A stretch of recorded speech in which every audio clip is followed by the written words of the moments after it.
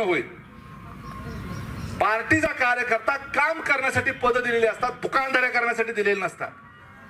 काय काय जण नुसती पत्र द्यायचं ब्लॅकमेल करायचं धंदा आहे नुसता. असली जर आढळली भेटली तर ताबडतोब विचारणार सुद्धा नाही, का पटकन काढून टाकणार पदावर. निदर्शनास येऊ द्या फक्त माझ्या. असल्या दुकानदाऱ्या करण्यासाठी जर पद घेतली असेल, फालतू इथं बेकायदेशीर धंदे चाललेले आहेत, गुटखा विक्री चालले, वाळू चाललेली असेल तर जुनाईनली पकडा, शूटिंग करा, डायरेक्ट प्रेस कॉन्फरन्स घेऊन सांगा अधिकाऱ्याला पत्र कशाला देताय. नुसती बेकायदेशीर व्यवसाय चाललाय ना, त्याची शूटिंग काढा, फोटो काढा, नावं घ्या, प्रेस कॉन्फरन्स घेऊन पेपरला देऊन टाका ना.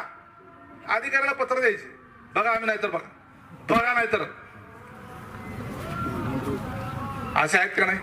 त्यामुळे असल्यांनी अजिबात नाही. त्यांनी मग ते आरटीआयचा कार्यकर्ता व्हा, दुसरं काय ते अजून कुठली जी प्रहार संघटना वगैरे तिकडे जावा.